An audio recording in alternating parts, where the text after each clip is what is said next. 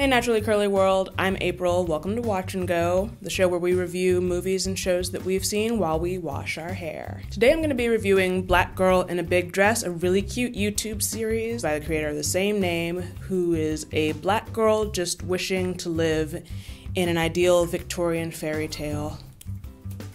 I can't say I relate, but that's what makes the show so good.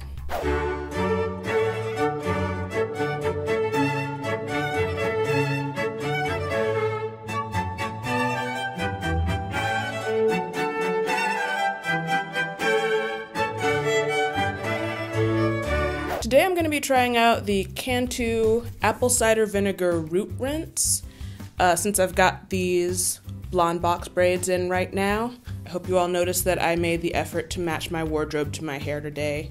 Lucky you. Then we're going to finish up with some conditioner. I'm going to use this Jamaican black castor oil conditioner from Reclaim. After that, I'm going to grab two of my favorites, this Essential 17 hair growth oil, and you guys already know about my love for Maelle's moisturizing avocado milk. This is going to be what I finish off with. And then just to keep my hair smelling all nice and Christmassy, we're going to use the Frank juice. She only wants me for my Frank juice. So Black Girl in a Big Dress is about a subject near and dear to my heart of being a black girl navigating stuff that's quote unquote for white people.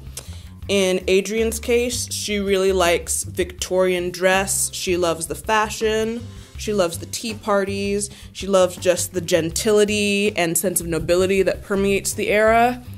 I'm personally a fan of corsets and petticoats. Can't say I'm a huge fan of the Victorian era itself because of the whole imperialism thing. I'm like Caribbeanly obliged to hate the English. I'm sorry, you guys. I'm not that sorry. The opening episode has her at a great garden party, and there we're introduced to her love interest, Lord Fitzhugh.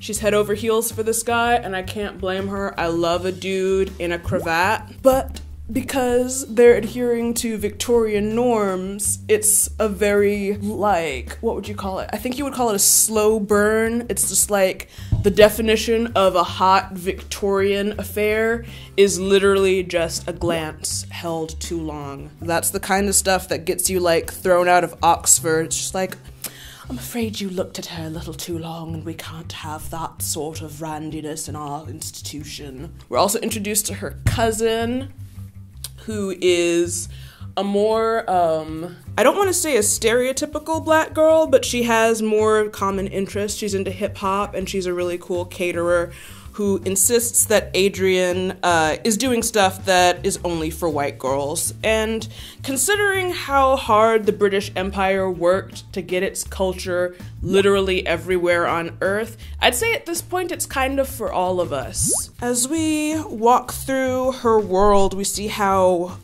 awesomely awkward she is. And the Victorian era really suits a person that's awkward because you're supposed to say things without saying them. They literally had the language of flowers and the language of like fan gestures. So it's a lot less overt than our society is. And she seems to think that it's an environment in which she would thrive because it's so much like a fairy tale, even though in real life it wasn't. But since all we have are the pictures of those, you know, the fancy dresses, the finger sandwiches, the high teas, she wants to live that idealized life, and I get that. I really do. I'm gonna go rinse this out, condition my hair, and I'll be back with some more for you. Alright, I'm all rinsed off. I do LOC instead of LCO, so the water from my rinse is already going to be my L. We're going to start with my hair oil now. The thing I like best about Black Girl in a Big Dress is that it runs on the theme of subverting expectations, which I always think is cool. A lot of Adrian's expectations are subverted with both her disillusionment with kind of the societal mores of our modern world, especially as far as dating goes.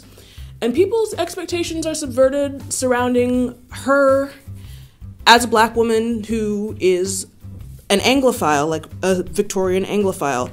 A lot of people think that she's both being childish for playing dress up, which you're never too old for, by the way, A lot of people think it's weird, again, because she's black, both from, the black community thinking, okay, well, this is for white women, and then people on the other side of the line thinking, it's like, oh, well, there weren't any black people in Victorian England. Why are you like this? First of all, yes, there were.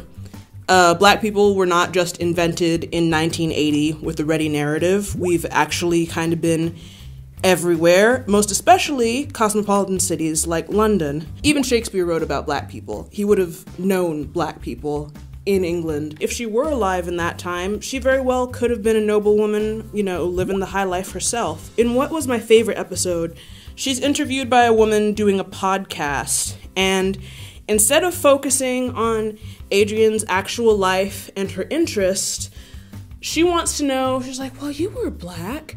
How have you suffered? And Adrian's just like, well, my gated community sometimes wasn't all it was cracked up to be.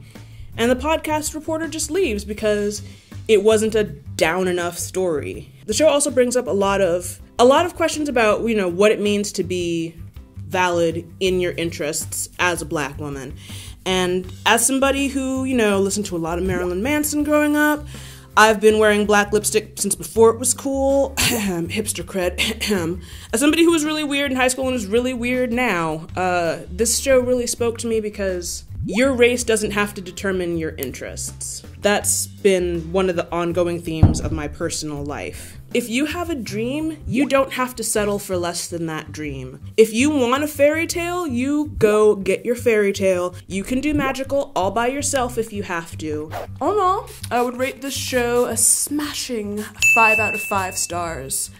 I really can't wait to see more of it. For a show that's in a mini-sode format, I think the longest episode is maybe 8 minutes long. Adrian really packs a lot in there. In fact, more things happen in a small episode than I've seen happen in entire seasons of regularly formatted shows, so kudos to her. I would definitely recommend that you all go give it a watch. You can find this series on YouTube now at Black Girl in a Big Dress's channel. I'm hoping to see it continue. Alright guys, if you've seen this, what do you think about Black Girl in a Big Dress? Let us know in the comments below. We do watch and goes every Wednesday, so don't forget to like, share, and subscribe.